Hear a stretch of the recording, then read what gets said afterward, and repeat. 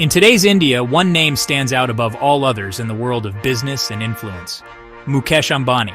He is the chairman and managing director of Reliance Industries Limited, or RIL, a company that touches the lives of hundreds of millions of Indians every single day. Mr. Ambani is not just a businessman, he is a phenomenon. For years, he has been listed among the wealthiest people on the planet, with a personal fortune that is truly mind-boggling. His influence, however, goes far beyond just money. It is woven into the very fabric of India's modern economy, shaping how people communicate, shop, and consume energy. His decisions can change entire industries overnight. The power wielded by Mukesh Ambani comes directly from the immense scale and reach of his company. Reliance Industries is a true behemoth, a sprawling conglomerate with deep roots in sectors that are critical to the nation's growth. From the giant oil refineries in Jamnagar to the mobile signals of Jio connecting the remotest villages, RIL's presence is inescapable. This makes Mukesh Ambani a figure of national importance. When he speaks, markets listen. When he launches a new venture, competitors brace for impact. His life and his business are subjects of constant discussion, admiration, and sometimes intense scrutiny from the public and the media. Beyond the boardroom, the Ambani family has become a symbol of India's new global status. Their extravagant family events, like the pre-wedding celebrations for his son Anant Ambani, attract international celebrities, business tycoons, and political leaders from all over the world. These grand spectacles are broadcast far and wide, cementing the family's image as India's unofficial royalty.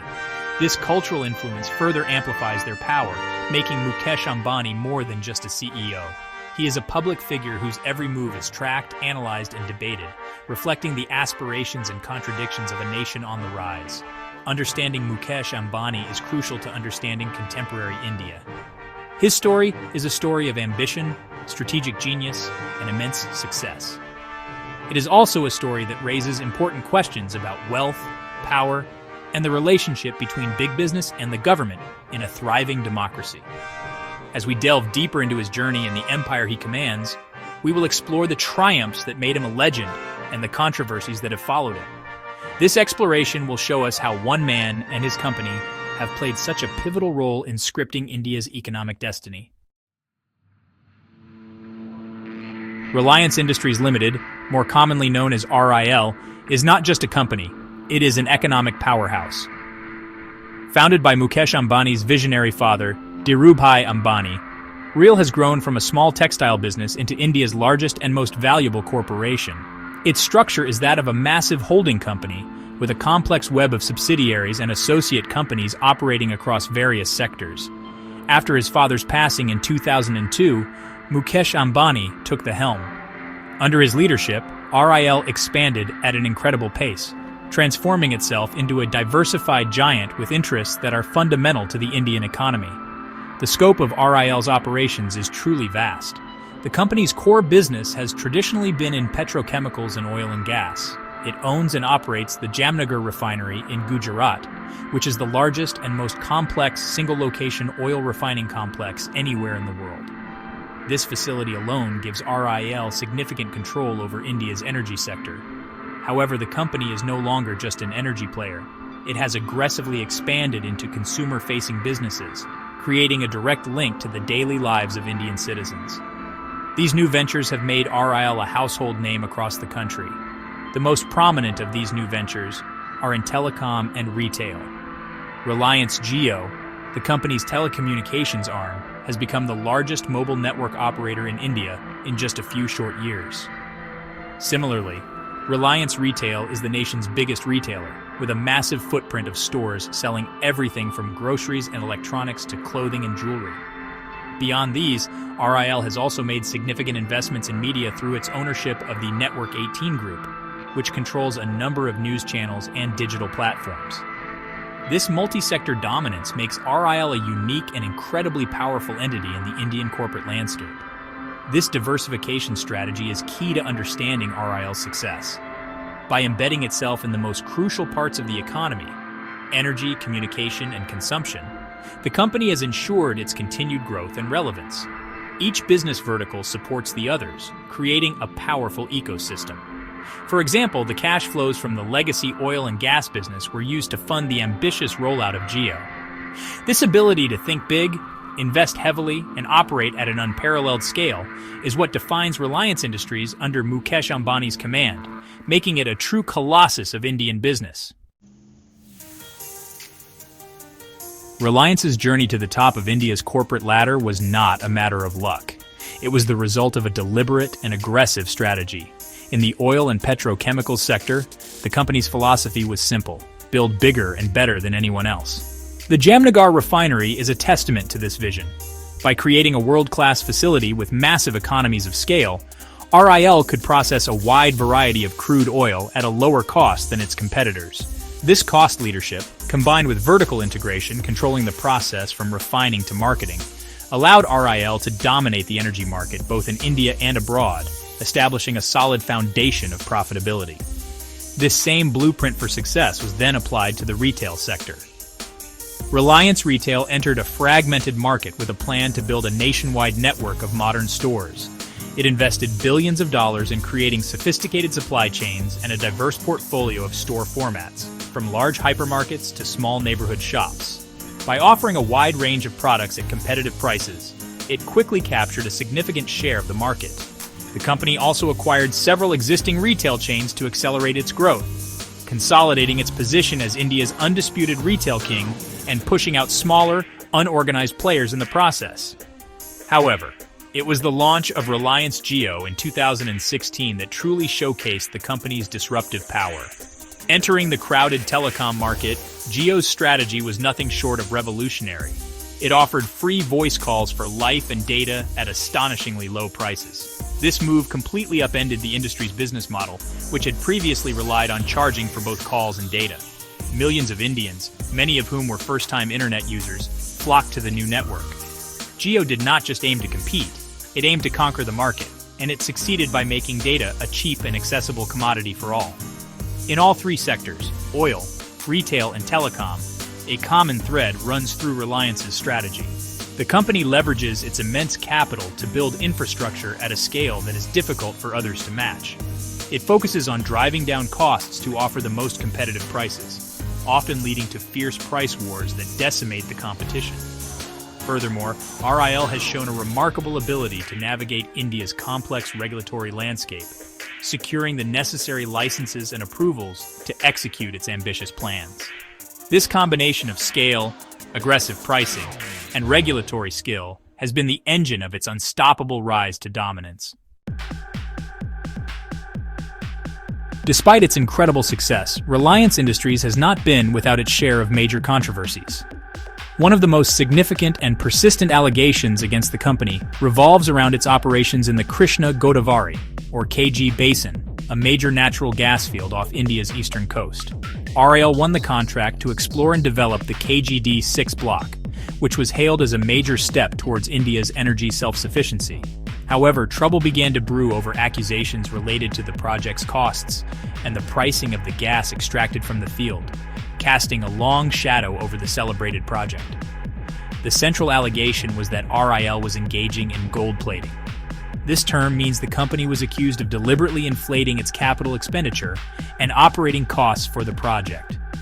According to the production sharing contract with the government, the company could first recover all its costs before sharing profits with the state.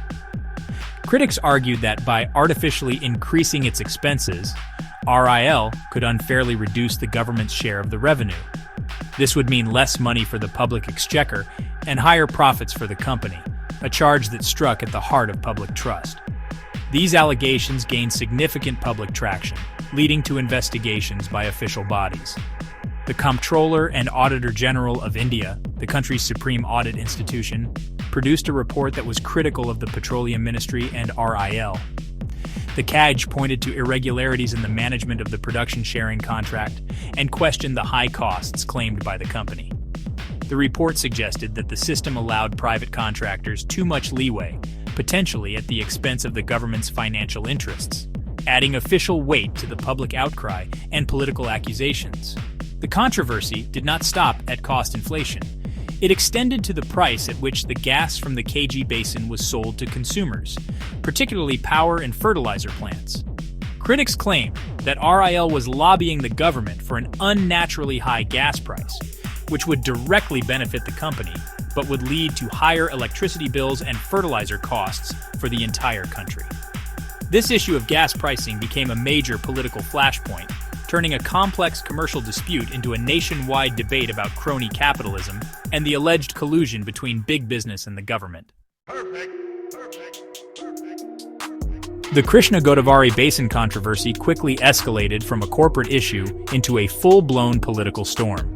The allegations against Reliance Industries became a powerful weapon for opposition politicians looking to attack the government of the day. One of the most prominent voices in this attack was Arvind Kejriwal, who was then an anti-corruption activist and later became the chief minister of Delhi. In 2014, Kejriwal held a dramatic press conference where he directly accused Mukesh Ambani, several union ministers and government officials of conspiring to rig gas prices for RIL's benefit, creating sensational headlines across the country. Kejriwal's public accusations were explosive.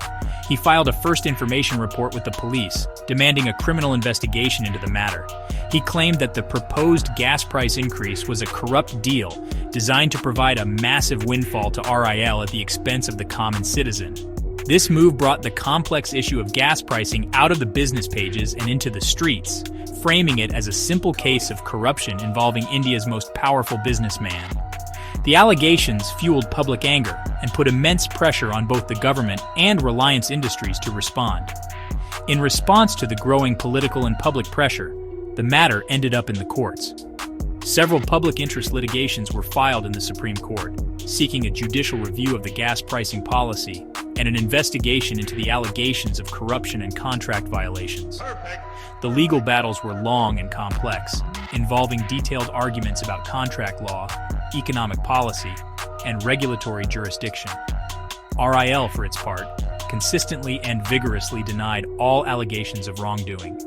The company maintained that it had always acted in full compliance with the terms of its contract and all applicable Indian laws. Ultimately, despite the high-decibel political campaign and the intense media scrutiny, the legal outcomes were not what the accusers had hoped for. While the government did eventually revise the national gas pricing formula, there have been no criminal convictions against Mukesh Ambani or any senior RIL officials in connection with the KG Basin case. The formal investigations by agencies like the Central Bureau of Investigation did not lead to any prosecutions against the top leadership of the company. The affair left a trail of suspicion and political debate, but it did not result in a legal verdict of guilt. The launch of Reliance Jio in September 2016 was not just a business launch.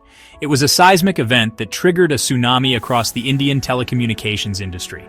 The strategy was audacious and, honestly, unprecedented. At a time when incumbent operators like Airtel, Vodafone, and Idea were charging for voice calls and selling data in expensive, limited packs, Jio entered the market with a stunning offer. All domestic voice calls would be free forever. Furthermore, it offered 4G data at prices that were a fraction of what competitors charged. And for the initial months, it was entirely free as part of a promotional welcome offer. This disruptive strategy had an immediate and profound impact. Indians rushed to get a Jio SIM card, standing in long queues outside stores for hours. In just over 6 months, Jio had signed up over 100 million subscribers, the fastest ramp-up of a customer base seen anywhere in the world. The company's goal was not just to gain market share, but to fundamentally change how Indians use their mobile phones. By making data cheap and abundant, Jio single-handedly catalyzed a digital revolution. Suddenly, millions of people could afford to stream videos, make video calls, and access the internet for the first time on their phones. The effect on Jio's competitors was catastrophic. They were caught completely off guard by the ferocity of Jio's price war. To survive, they had no choice but to slash their own prices, leading to a massive erosion of their revenues and profits. The industry, which was once a profitable sector with many players, was thrown into a state of financial crisis. Smaller companies could not withstand the pressure and were forced to either exit the market or shut down their operations entirely. Aircel, for instance, went bankrupt, while others were acquired by larger rivals. The intense competition triggered a wave of consolidation. Facing immense financial strain, Vodafone India and Idea Cellular, two of the country's largest operators, were forced to merge to create a single, stronger entity to take on the Jio challenge. The Indian telecom market, once home to more than a dozen operators, shrank to just 3 main private players: Jio, Airtel, and the merged Vodafone idea. In a matter of 2 years, Mukesh Ambani had not just entered the telecom industry, he had completely redrawn its landscape, emerging as the undisputed market leader and leaving a trail of disrupted businesses in his wake. The meteoric rise of Reliance Jio was not just seen as a story of brilliant business strategy, it was also accompanied by serious allegations of favoritism and regulatory capture.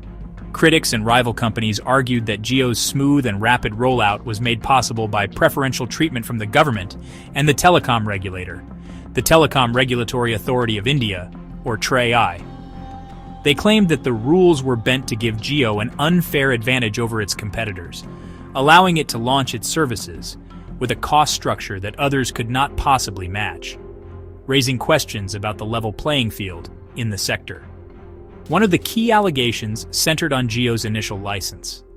RIL had acquired a company called Infotel Broadband, which held a nationwide license for broadband wireless access, not a full-fledged mobile services license. Critics allege that the government later allowed Jio to convert this data-only license into a unified license that permitted voice services for a small additional fee. Competitors argued that this was unfair, as they had spent billions of dollars in auctions to acquire spectrum for voice services. They claimed that Jio got a backdoor entry into the voice market at a fraction of the cost. Another major point of contention was TRAI's handling of Jio's promotional offers. The regulator's rules stated that promotional offers, which provide services for free, should be limited to 90 days. However, Jio extended its free data and voice offer beyond this period by launching a second consecutive promotional offer. Competitors cried foul, accusing TRAI of turning a blind eye and allowing Jio to violate the spirit of the regulations. They argued that this prolonged free period was a predatory tactic designed to bleed the competition dry, and that the regulator was failing in its duty to ensure fair competition. Both the government and TRAI firmly denied all allegations of favoritism. Officials stated that all decisions, including the conversion of the license and the approval of tariffs, were made strictly in accordance with the established rules and policies. They argued that the policies were designed to encourage new technologies and increase competition, which ultimately benefits the consumer. Despite investigations by parliamentary committees and legal challenges from competitors, no conclusive evidence of wrongdoing or illegal favoritism was ever formally established. However, the perception that Jio's path was made easier by a friendly establishment has persisted in public discourse. The immense wealth and success of Mukesh Ambani and Reliance are often viewed through a lens of suspicion in India. A significant portion of the public and many political commentators associate RIL's growth with the concept of crony capitalism. This is the belief that business success is not just a result of innovation and hard work, but is heavily dependent on having close, mutually beneficial relationships with government officials and politicians. This perception is fueled by the sheer scale of RIL's victories, which seem too grand to have been achieved without some form of political patronage in a country known for its bureaucracy. The source of these allegations is complex and multifaceted. They often come from business rivals who have been outmaneuvered or crushed by Reliance's aggressive tactics. Losing a market share battle can easily lead to claims of an unfair playing field. Political opposition parties also find it convenient to target Ambani, as he is a powerful symbol of the corporate world, to criticize the ruling government's economic policies. At the same time, there is genuine public distrust of the close ties between big business and politics, a sentiment that finds a ready target in the country's richest man and his omnipresent company. However, it is important to note that despite the endless stream of allegations, there is a lack of clear, legally admissible proof of direct corruption or collusion. While regulatory decisions have often seemed to favor RIL, and the company has undoubtedly benefited from government policies, proving that this was the result of an illegal quid pro quo is extremely difficult. The accusations are often based on circumstantial evidence, interpretations of policy changes, and the timing of certain events. Without a smoking gun, the debate remains in the realm of perception and political rhetoric rather than established fact. In the Indian context, it is almost impossible for a business of RIL's size and scope to operate in a vacuum, completely insulated from politics. The company operates in heavily regulated sectors like energy, telecom, and retail, where government policies on licensing, pricing, and land acquisition have a direct impact on profitability. Engaging with the government is not just an option, it is a necessity for survival and growth. The critical question, therefore, is not whether such engagement happens, but where the line is drawn between legitimate lobbying and illicit influence peddling, a line that often appears blurred to the public eye. In the face of relentless controversy and public scrutiny, Mukesh Ambani and Reliance Industries have maintained a consistent public posture. Their official response to every allegation, whether related to gas pricing or telecom regulations, has been a firm and categorical denial of any wrongdoing. The company consistently states that it has always operated within the bounds of the law and has adhered to the highest standards of corporate governance. Mr. Ambani himself rarely addresses the controversies directly, preferring to focus on his company's achievements and future vision in his public appearances, projecting an image of being above the fray. The role of the media in shaping the narrative around Ambani is complex and deeply divided. Some media outlets, particularly those with a business focus, tend to celebrate his entrepreneurial genius, highlighting RIL's contribution to national growth and shareholder value. On the other hand, a more critical section of the press continuously investigates and reports on the controversies, questioning the nexus between RIL and the state. The fact that RIL itself has significant investments in the media through its ownership of the Network 18 group further complicates the issue, leading to debates about media independence and potential conflicts of interest. This entire saga feeds into a larger, more fundamental debate taking place in India and other democracies around the world. Should billionaires and mega corporations be held to a higher standard of transparency and accountability? As their influence grows to rival that of governments, there is a growing demand for them to be more open about their lobbying efforts, political donations, and the ways in which they influence policymaking. The argument is that in a democracy, such immense power must come with a corresponding level of public accountability to ensure that it is not misused.